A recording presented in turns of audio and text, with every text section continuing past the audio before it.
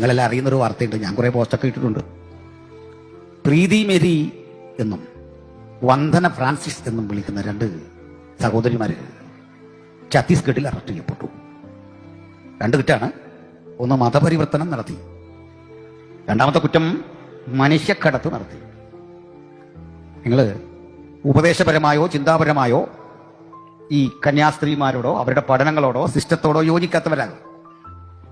പക്ഷെ ഞാൻ പറഞ്ഞൊരു കാര്യം മനസ്സിലാക്കണ്ടേ, അവർ വിദ്യാഭ്യാസം ഇല്ലാത്തതിന്റെ പേരിലോ വീട്ടിൽ പട്ടിണിയായതിന്റെ പേരിലോ തിരഞ്ഞെടുത്തല്ല ഈ വഴി. കത്തോലിക്ക സഭ നിർബന്ധിച്ചാക്കിയതല്ല, അവരെ വീട്ടുകാരെ നിർബന്ധിച്ചതല്ല, സ്വന്തം മനസ്സോടെ. ഹൈലി എഡ്യൂക്കേറ്റഡ് ആ കുട്ടികൾ, സഹോദരിമാർ രണ്ടും.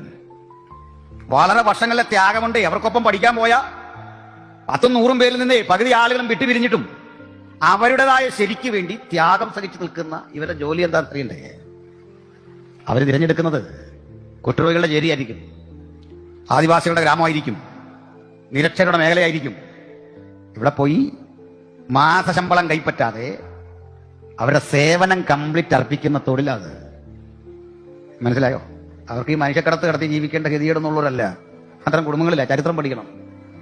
മനസ്സിലായില്ലേ? ഇതിന് നാൾക്കപ്പുറത്ത് സ്റ്റാൻസ്വാമി എന്ന് പറയുന്ന ഒരു പുരോഹിതനോട് പ്രവർത്തിച്ചു.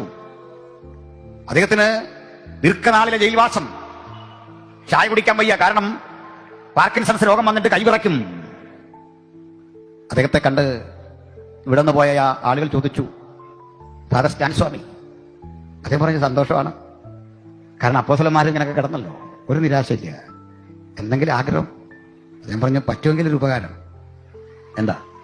എനിക്ക് ചായയും കാപ്പിയൊക്കെ കുടിക്കാൻ കയ്യിലെടുത്ത കൈ വിറയ്ക്കും, വെള്ളം കുടിക്കാൻ വയ്യ, ഒരു സ്ട്രോ കിട്ടിയാൽ കൊള്ളാം.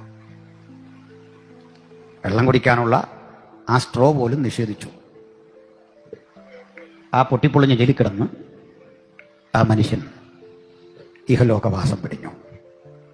ഇങ്ങനെ 1-2 പേരല്ല, 100 കണക്കിന് ആളുകൾ ഇന്ത്യയിലെ ജയിലിൽ കിടപ്പുണ്ടേ, 100 കണക്കിന്.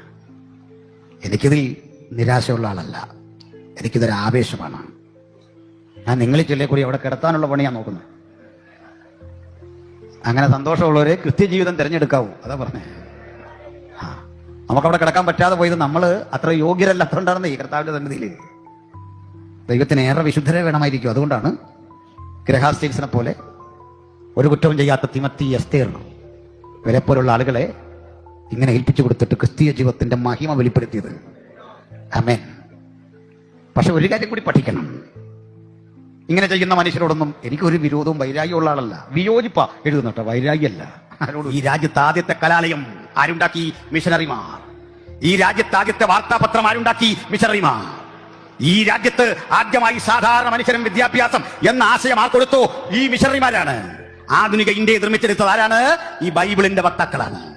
85 ഭാഷകളിൽ വ്യാകരണം, ഹിന്ദി ഉൾപ്പെടെയുള്ള 85 ഭാഷകൾക്ക് വ്യാകരണം കൊടുത്തത്, 120-ൽ പരം ഭാഷകൾക്ക് നിഘണ്ടു ഉണ്ടാക്കി കൊടുത്തത് യേശുവിന്റെ അനുഗാമികളാണ്. ആധുനിക ഇന്ത്യയുടെ നിർമ്മിതിക്ക് വേണ്ടി ഇത്തരത്തിൽ നിലനിൽക്കാൻ അത്തരം സാംസ്കാരികമായ ആന്തോളനത്തിന് തുടക്കം കുറിച്ചത് യേശുവിന്റെ അനുഗാമികളാണെങ്കിൽ ബൈബിൾ പറയുന്ന പോലെ ഇരുളിലിരുന്ന ജനം വലിയൊരു വെളിച്ചം കിട്ടൂ. നമുക്ക് ഒരു തിരുവചന